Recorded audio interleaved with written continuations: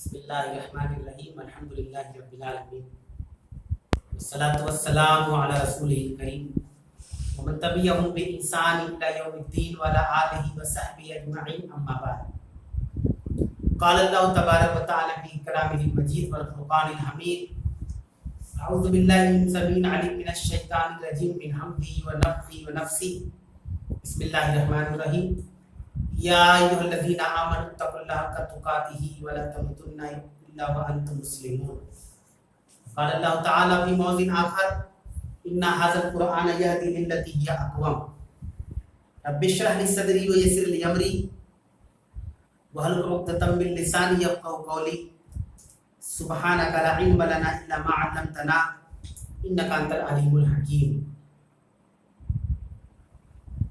تمام قسم کی تعریفات، بڑائی و کبریائی و حمد و ثنا اس اللہ وحدہ لا شریک کے لیے، ہماری رشد و ہدایت کے لیے، ہماری رہنمائی کے لیے بہت سارے انبیاء اکرام کو اس دنیا کے اندر مبعوث کیا، بالخصوص محمد رسول اللہ صلی اللہ علیہ وسلم کو، جن کی ہم اور آپ امتی ہیں، اور جن کے ذریعہ سے صحابہ نے اور ایک سلسلہ چلا جس سے ہم لوگ ہدایت پائیں۔ یقیناً اللہ تعالیٰ کا بے شمار احسانوں میں سے ایک احسان یہ ہے کہ اللہ نے ہمیں اور آپ کو ہدایت دی۔ یہ وہ قیمتی شے ہے جس کی تمنا مرنے کے بعد کفار منافقین اللہ سے کریں گے کہ اللہ دوبارہ دنیا میں بھیج دے تاکہ ہم ہدایت یافتہ ہو کر تیرے پاس آئیں۔ اور اللہ تعالیٰ کا یہ کرم ہے کہ ہمیں یہ تمنا کرنے کا موقع ہی نہ دیا اللہ نے، بلکہ ہدایت دے رکھی۔ ضرورت اس بات کی ہے کہ ہم اس ہدایت کی قدر و منزلت کو، اس کے مقام و مرتبے کو اور اس کی امپورٹنس کو ہم سمجھیں اور اللہ سے دعا کریں، کیونکہ ایک دعا دیکھیں، اللہ کے نبی صلی اللہ علیہ وسلم نے اپنی زندگی کے اندر بہت ساری دعائیں مانگی۔ ایک دعا بہت اہمیت کا حامل ہے، اور وہ یہ کہ آپ صلی اللہ علیہ وسلم اپنی ازواج مطہرات یعنی ام المومنین جو ہماری مائیں ہیں، آپ کی بیویاں، تو باری لگتی تھی آج ان کی یہاں کل ان کی یہاں پرسوں ان کی یہاں، حضرت زینب رضی اللہ تعالیٰ عنہا ام المومنین، ان کی یہاں جب آپ کی باری رہتی تو صحابہ نے پوچھا کہ ماں زینب آپ بتائیے کہ جب اللہ کے رسول صلی اللہ علیہ وسلم آپ کے یہاں ٹھہرتے تھے، رہتے تھے، تو کون سی دعا زیادہ پڑھتے تھے؟ تو انہوں نے ایک دعا کا تذکرہ کیا کہ رسول اکرم صلی اللہ علیہ وسلم یہ دعا زیادہ پڑھتے تھے، یا مقلب القلوب ثبت قلبی علی دینک، اے دلوں کے پھیرنے والے تو میرے دل کو اپنے دین پر قائم رکھ۔ سوچ ہے نا ہدایت کی کیا اہمیت ہے کہ ایک نبی اللہ سے دعا کرتا تھا کہ مرتے مرتے تک اسلام کی حالت میں، تو یہ بہت ضروری ہے۔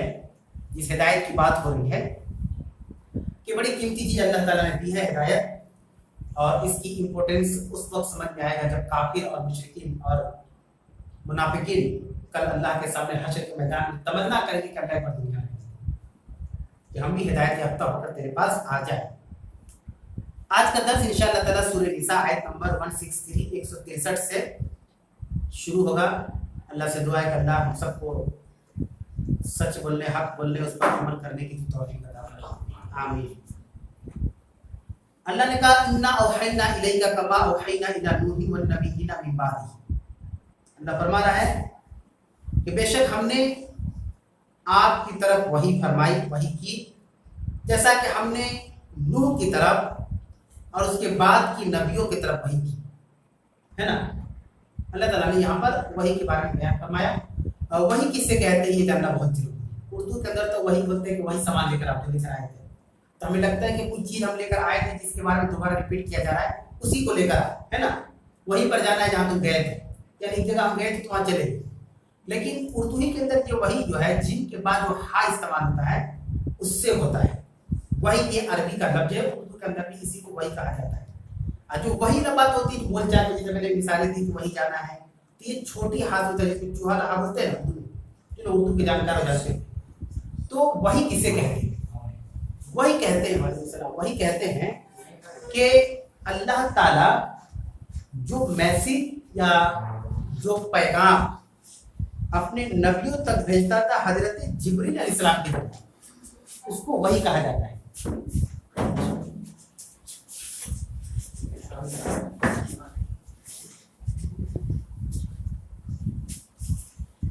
جو پیغام جیسے قرآن مجید یہ وحی الہی ہے، کیوں وحی الہی کہتے ہیں؟ الہی یعنی اللہ تعالیٰ نے اس کو حضرت جبریل کی ذریعہ بھیجا۔ یہاں ایک بات یہ بھی یاد رکھیں کہ جتنے بھی پیغمبر اس دنیا کے اندر آئے سارے پیغمبر کے پاس اگر کوئی فرشتہ گیا تو جبریل السلام تھے، سارے پیغمبر کے پاس جو بھی اللہ کا میسیج، اللہ کا پیغام، اللہ کا فرمان یا اللہ کا حکم نبیوں تک جاتا تھا اللہ کی طرف سے، چاہے وہ ابراہیم علیہ السلام ہو، چاہے نوح علیہ السلام ہو، چاہے موسیٰ علیہ السلام ہو، چاہے عیسیٰ علیہ السلام، یہ سارے پیغام لے کر کون جاتے تھے؟ حضرت جبریل علیہ السلام۔ اور اس کا ایک ثبوت بھی ہے کہ جب اللہ رب العالمین نے اللہ کے نبی صلی اللہ علیہ وسلم پر پہلی وحی نازل فرمائی، جانتے ہیں پہلی آیت کون سی نازل ہوئی؟ اقرأ بسم ربک الذی خلق۔ جب غار حرا میں آپ صلی اللہ علیہ وسلم کو بلایا گیا اور حضرت جبریل علیہ السلام اپنی اصلی شکل و صورت میں آپ کے سامنے آئے، آنے کے بعد آپ کو پیچھے سے پکڑا، کس کے دبایا اور کہا کہ محمد پڑھو، تو وہ کہتے تھے کہ میں پڑھنا نہیں چاہتا۔ تو یہاں پہ ایک لفظ استعمال ہوتا ہے قرآن مجید کے اندر، امی ہے نا۔ امی کا مطلب اکثر لوگ ان پڑھ یا جاہل جو اس کا ٹرانسلیٹ کرتے ہیں، جو کہ بالکل درست نہیں۔ امی کا اصل معنی ہوتا ہے کہ وہ آدمی جس کو کسی ٹیچر نے نہیں پڑھایا اس کو امی کہا جاتا ہے۔ اللہ کے رسول کا استاد کون تھے؟ کوئی ہے؟ کوئی ٹیچر ہے نہیں؟ اللہ نے جبریل کے ذریعے آپ کو بتلایا، اس کو امی کہا جاتا ہے کہ جس کا کوئی ٹیچر نہ ہو۔ یہاں پہ لوگ اکثر جذبات میں آ کر بہت سے خطیب ہوتے ہیں جو ان پڑھ یا جاہل بھی ترجمہ کرتے ہیں، صحیح نہیں ہوتا ہے۔ تو جب آپ کو پہلی وحی آئی، وہی اقرأ بسم ربک الذی خلق، تو پہلی بات یہ کہ اللہ کے نبی صلی اللہ علیہ وسلم جبریل علیہ السلام کو دیکھ کر ڈر گئے، گھبرا گئے۔ کوئی بھی گھبرا جائے گا کہ اچانک کوئی ہے یا کوئی جلوہ افروز ہو جائے، کوئی ظاہر ہو جائے، بالکل کوئی خالی روم کے اندر آپ تنہا رہے، دو آدمی اور ہو جائے، کوئی گیٹ سے آیا نہیں، کوئی دیوار سے پھلانا نہیں، اس کا مطلب ڈرنے والی بات ہے۔ تو آپ اس گھبراہٹ میں جب اپنی بیوی حضرت خدیجہ آپ کی بیوی ان کے پاس گئے تو آپ نے کہا کہ ایسا لگتا ہے خدیجہ کی جان نکل جائے گی، روح نکل جائے گی، جان سے ہاتھ دھو بیٹھے گے، بالکل گھبرا گئے تھے اللہ کے رسول صلی اللہ علیہ وسلم، ہے نا۔ تو حضرت خدیجہ نے پوچھا کہ کیا معاملہ، کیا منظر ہے؟ تو آپ نے بتلایا کیسے ایسا معاملہ ہوا غار حرا میں، ہے نا۔ ساری چیزوں کو اللہ کے رسول صلی اللہ علیہ وسلم نے بیان کیا۔ تو ایک ان کے کھلیرے بھائی تھے حضرت خدیجہ کے، ورقہ بن نوفل، آپ ان کا نام اکثر سنے ہوں گے۔ اور ظاہر سی بات ہے کہ دیکھیے یہ سلسلہ بھی یاد رکھیں کہ جیسے نبیوں کا سلسلہ آتا تھا، ایک نبی گئے دوسرے نبی آئے، تو جب تک اس کے بعد کے کوئی نبی نہیں آتے تھے تب تک کہ وہی نبی اسلام کے مانا جاتا ہے بھی، اور وہی دین مانا جاتا تھا۔ جیسے رسول اکرم صلی اللہ علیہ وسلم سے پہلے عیسیٰ علیہ السلام تھے، تو جو عیسیٰ علیہ السلام پر ایمان لائے وہ مسلمان کہلائے۔ اب چاہے اس کو آپ عیسائی بول دیجیے ان کے ماننے والے کو، جیسے محمد کے ماننے والے کو محمد ہی کہتے ہیں، ہے نا۔ تو وہ مسلمان تھے۔ تو ورقہ بن نوفل کو تورات اور انجیل کا بڑا اچھا نالج تھا، جانکار آدمی ہے نا۔ تو حضرت خدیجہ ورقہ بن نوفل کے پاس گئی، یہ کھلیرے بھائی بھی تھے، اور سارا واقعہ بیان کیا کہ بھائی ذرا بتائیے کہ ہمارے ہسبینڈ بہت پریشان ہیں، جب سے غار حرا سے آئے ہوئے بہت ٹوٹے ہوئے ہیں، بکھرے ہوئے ہیں۔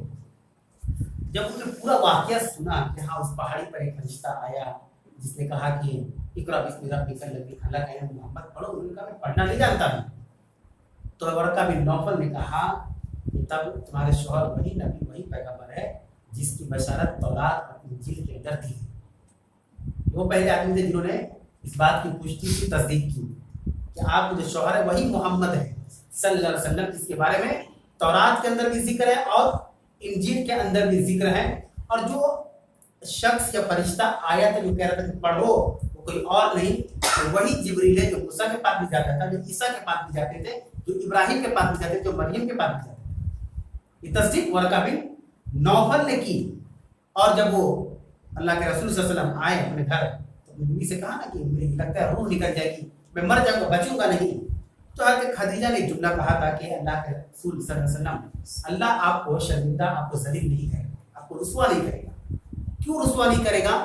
دیکھیے رسوائی جو ذلت اور رسوائی اگر کسی کے ساتھ ہو جاتی ہے، بہت سے لوگ سوچتے ہیں کہ ہم بہت ذلیل ہیں، کوئی عزت نہیں ہماری، کہیں جاتے کوئی عزت ملتی نہیں ہم، اور ہم عزت کی متلاشی ہیں، ہے نا، کہ ہم کو عزت ملے محفل میں، مجلس میں، تنہائی میں، بھیڑ میں، ہر جگہ گھر میں تو باہر میں عزت چاہتے ہیں نا. تو دیکھیے یہ جملہ تاریخی جملہ ہے جس کو ہم لوگ اسکپ کر دیتے ہیں, کبھی فوکس نہیں کرتے کہ حضرت خدیجہ نے کہا کیا تھا. اصل میں ان کی جو بیوی تھی ازواج مطہرات میں سے تھی, پہلی بیوی, انہوں نے کہا کہ اللہ کے نبی صلی اللہ علیہ وسلم آپ اتنا کیوں غمزدہ ہوتے ہیں, کیوں گھبراتے ہیں, کیوں اتنا پریشان نہیں, کیوں اتنا پریشر لیے ہوئے, آپ کو اللہ کبھی رسوا نہیں کرے گا کیونکہ آپ غریبوں کی مدد کرتے ہیں, بے سہاروں کا سہارا بنتے ہیں, یتیموں کا خیال رکھتے ہیں, کمزوروں کی آپ ہمت بنتے ہیں, مہمانوں کی مہمان نوازی کرتے ہیں. یہ وہ صحیح بخاری کے اندر وہ جملے ہیں جس پر آپ غور کریں. حضرت خدیجہ نے کہا کہ آپ تہجد پڑھتے ہیں, آپ نماز پڑھتے ہیں, آپ زکوٰۃ دیتے ہیں, آپ قرآن پڑھتے ہیں. جو تعداد حضرت خدیجہ نے گنوایا وہ آج ہم سب کو پڑھنے کی ضرورت ہے کہ کیا کہا تھا حضرت خدیجہ نے کہ اللہ کو رسوا نہیں کرے گا. ان وجہ پہ ان وجوہات کی وجہ سے آج وہ وجوہات ندارت نہیں ہونی چاہیے. آج اسلام کی جو اصلی اور صحیح اور حقیقی شکل و صورت ہے وہ پبلک کے سامنے آنی چاہیے, نہیں آ رہی ہے. موٹی موٹی چیزیں ہر سب کے دینوں کے اندر, دین کے اندر ہے. تو کہنے کا مطلب یہ تھا کہ اللہ نے یہاں پہ جو بیان کیا کہ انا اوحینا الیک, اے نبی ہم نے آپ کی طرف وحی کی. تو وحی کا مطلب کیا ہوا, جو پیغام اللہ نے نبی تک پہنچایا, بیچ میں ایک کمیونیکیشن کرنے کے لیے جو فرشتہ مقرر کیے گئے تھے ان کا نام تھا جبریل علیہ السلام. وہ جو پیغام لے کر آتے تھے نبیوں تک, چاہے محمد صلی اللہ علیہ وسلم چاہے کوئی بھی رہے, اسی کو کیا کہا جاتا ہے, وحی. کیوں وحی کہا جاتا ہے, ایک سوال آپ کے ذہن میں ہوگا کہ نہیں قرآن میں جبریل لے کر آئے, صرف قرآن کو وحی کہا جاتا ہے, باقی تورات کو وحی نہیں کہہ سکتے, انجیل کو نہیں کہہ سکتے, زبور جو آسمانی کتاب ہے اس کو نہیں کہہ سکتے. آگے اللہ نے کہا کما اوحینا الی نوح, جیسا کہ ہم نے وحی کی نوح کی طرف, تو نوح کی طرف جو پیغام کیا وہ بھی وحی تھا. والنبیین من بعدہ, اور نوح کے بعد جو نبی تھے ان کی طرف بھی ہم نے وحی کی. یہ سب دلائل ہیں کہ وہی صرف قرآن مجید کا نام نہیں, جتنے سارے میسیجز اور پیغام اللہ نے بھیجے اپنے پیغمبروں کو سب کے سب وہی کہلاتے ہیں. اور سورہ نجم جب پڑھیں گے وما ينطق عن الهوى ان هو الا وحی یوحی, کہ نبی اپنی طرف کی بات نہیں کہتا, یہ وہی بات کہتا ہے جو نبی سے آپ کہلواتے ہیں. سمجھا رہی. اسی لیے اس دلیل اس آیت کی روشنی میں قرآن اور حدیث لازم اور منجوم ہے. بات سمجھا رہی. حدیث کس کو کہتے ہیں, نبی کے قول کو, فعل کو, عمل کو, طریقے کو, اس کو حدیث یا سنت کہا جاتا ہے. حدیث یا سنت کا ڈیفینیشن سیم ہے, ایک ہی ہے, کچھ فرق نہیں ہے نا. حدیث کس نے بیان کیا, اللہ کے نبی صلی اللہ علیہ وسلم نے, کہ اللہ کے رسول تیمم کیسے کریں, اللہ کے نبی وضو کا کیا طریقہ ہے, اللہ کے رسول فرض نماز کی تعداد کتنی ہے, رکعات کی جوہر میں کتنی ہے, یہ سب کس نے کہا, اللہ کے نبی صلی اللہ علیہ وسلم نے. لیکن قرآن میں ایسا نہیں کہا ہے کہ جوہر میں 4 رکعت سنت ہے, کہ 5 رکعت ہے, کہ 3 رکعت ہے. نبی نے کہا کہ جوہر میں یہ اتنی سنتیں, اتنے فرائض ہیں. اور اللہ کہہ رہا ہے کہ نبی اپنی طرف سے کوئی بات نہیں کہتا, وہ وہی بات کہتا ہے جو ہم کہلاتے ہیں, جو ہم بولتے ہیں. تو اس کا مطلب یہ ہوا کہ اگر کوئی سوچے کہ صرف قرآن پر ہی عمل کریں گے, حدیث کو نہیں مانیں گے, وہ بھی انکمپلیٹ ہے, ادھورا ہے, نامکمل ہے. کوئی سوچے صرف حدیث کو لے کے چلیں گے, قرآن کی ضرورت نہیں, وہ بھی نامکمل ہے. بلکہ دونوں قرآن و حدیث لازم ہے. سمجھا نہیں. یہاں اللہ نے کہا کما اوحینا الی نوح, جیسا کہ ہم نے نوح علیہ السلام کی طرف وحی کی. اچھا نوح کا ذکر کیوں آیا, یہ بھی ایک بہت بڑا مسئلہ ہے, یاد رکھیے. دیکھیں نبوت کا سلسلہ, نبیوں کا سلسلہ ہے آدم سے شروع ہوا. حضرت آدم علیہ السلام سے لے کر نوح علیہ السلام کے آنے سے پہلے تک یہ ایک پارٹ 1 ہوا. انبیاء میں پارٹ 1 کہلایا.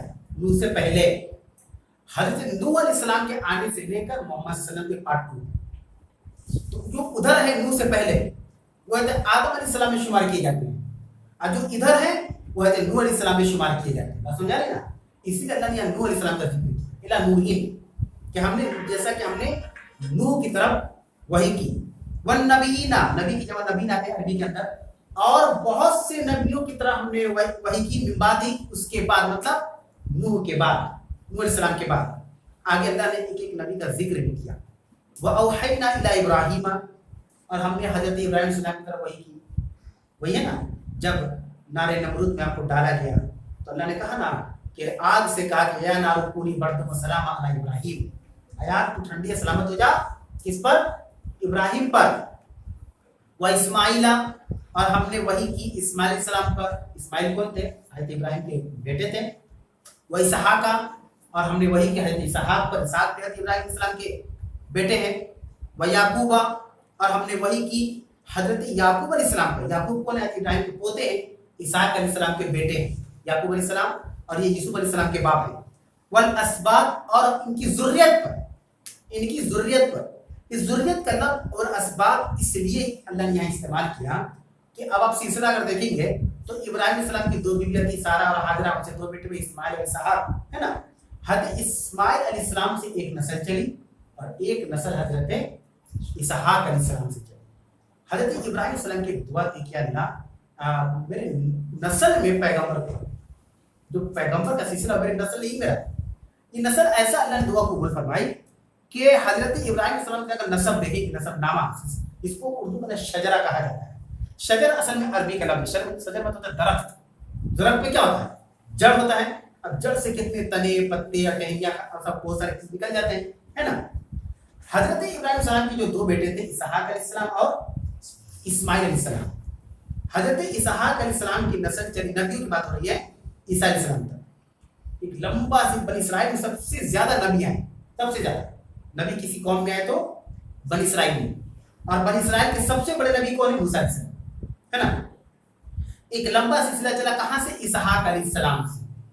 उसी पे ये जो आज जो कंट्री है इजराइल, ये लोग उसी के हैं, लेकिन ये लोग गलत चीजों का दावा करते, सही चीजों का दावा नहीं करते। एक नस्ल थी इस्माइल अलैहिस्सलाम, वो भी बेटे थे, वो भी नबी थे, ज़बीहुल्लाह थे, जिनको ज़बह करने हजरत इब्राहिम अलैहिस्सलाम ले गए थे, जिनकी याद में हम लोग बकरा ईद मनाते हैं।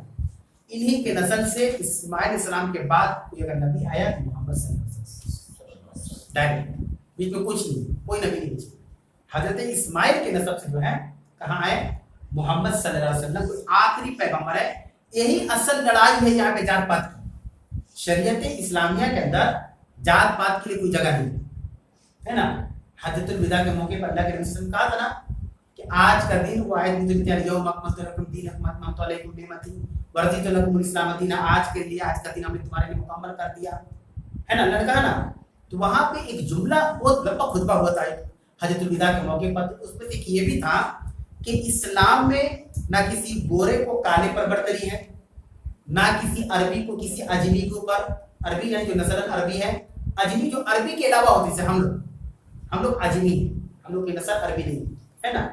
अल्लाह के नबी सल्लल्लाहु अलैहि वसल्लम खुद एक अरबी नस्ल के थे और खुद अपनी जुबान से कह रहे हैं कि इस्लाम में ऐसा कोई नहीं कि जो अरब के सरजमीन में पैदा हो बहुत बड़का मुसलमान है और हम लोग छोटे मुसलमान, वो जन्नती है और हम लोग जहन्नमी।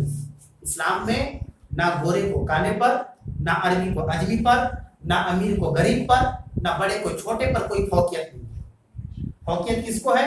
इन्ना अकरमकुम इंदल्लाहि अत्काकुम, तुम में अल्लाह के नजदीक सबसे मुअज़्ज़ज़ वो है जिसके अंदर तकवा ज्यादा है। क्या प्यारी बात है ना। तो ये जात पात का मामला कहां से पैदा हुआ? ये यहूदियों ने उठाया।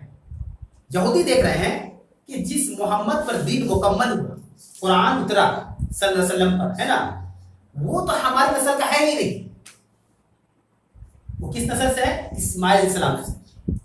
और ये लोग किधर किधर से? इसहाक अलैहिस्सलाम। असल लड़ाई तो यही है, लेकिन आदमी अपने मुंह से हक बात बोलेगा।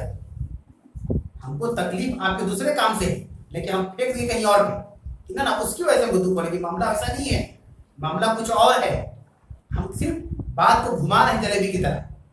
ये एक सबसे बड़ी वजह है उन लोगों की, हम लोगों से नफरत करने की, कि जिस नबी के ऊपर दीन मुकम्मल हुआ, जबकि अल्लाह ने कहा कि ऐसी कोई बात नहीं। इसहाक भी अलैहिस्सलाम भी अल्लाह के नबी है, इस्माइल अलैहिस्सलाम भी अल्लाह के नबी। अरे भाई, दोनों के बाप तो एक इब्राहिम अलैहिस्सलाम अल्लाह के नबी है। ये बात तो समझनी चाहिए, लेकिन है कुछ लोग इस तरह के मामला रखते हैं। बहरहाल अल्लाह ने कहा कि हमने इब्राहिम अलैहिस्सलाम पर और इस्माइल अलैहिस्सलाम पर और इसहाक अलैहिस्सलाम पर और याकूब अलैहिस्सलाम पर असबात और उनकी ज़ुर्रियत पर वही की। या असबात से मुराद वही मोहम्मद रसूलुल्लाह सल्लल्लाहु अलैहि वसल्लम, यानी जो भी उनकी ज़ुर्रियत है। फिर आगे अल्लाह ने कहा ईसा व अय्यूबा व यूनुसा व हारूना व सुलेमाना, यानी ईसा अलैहिस्सलाम पर हमने वही की, अय्यूब अलैहिस्सलाम पे वही की, यूनुस अलैहिस्सलाम पर वही की, हारून अलैहिस्सलाम पे वही की, सुलेमान अलैहिस्सलाम पर वही की, व आतैना दाऊद ज़बूरा, और हमने हजरत दाऊद अलैहिस्सलाम को ज़बूर अता फरमाया। अब देखिए यहाँ पे आपके ज़हन में एक सवाल पैदा हो सकता है कि जब बात वही की चल रही थी तो अलग से ये बात बोलने की जरूरत क्या थी कि हमने दाऊद को ज़बूर दिया? ज़बूर भी तो वही है, पूरी किताब है, एक आसमानी किताब, वो भी तो वही लाई है, हजरत जिब्रील अलैहिस्सलाम लेकर गए। यहाँ पे इसलिए अल्लाह ताला ने साफ साफ कहा एक दलील एविडेंस सबूत के लिए कि हाँ दाऊद अलैहिस्सलाम के पास एक किताब थी, वो भी अल्लाह ने नाज़िल की, और किताब का नाम भी अल्लाह ने बताया। उस किताब का नाम भी अल्लाह ने बताया होता ही ना, दाऊदा ज़बूरा, कि हमने दाऊद अलैहिस्सलाम को ज़बूर अता फरमाया। यहाँ पे देखिए एक चीज़ याद रखें कि कुरान मजीद के अंदर जितने पैगंबर का जिक्र हुआ है वो करीब करीब 24 या 25, बस या तो 24 या तो 25 इतने ही पैगंबर का नाम के साथ जिक्र आया हुआ है कुरान मजीद के अंदर। और वो नाम चूंकि बहुत लंबा है तो अगर किसी को चाहिए तो बोलेगा हम उसको व्हाट्सएप कर देंगे, तो 24-25 कौन कौन से पैगंबर है याद करना चाहिए कि हाँ इनका नाम कुरान मजीद के अंदर आया है। लेकिन सिर्फ इतने ही पैगंबर नहीं, ये बात ध्यान में रखिए कि इतने ही पैगंबर नहीं है, क्योंकि अगली आयत में अल्लाह ने क्या कहा, वरुसुलन कद कससनाहुम अलैका मिन क़ब्ल, और बहुत सारे ऐसे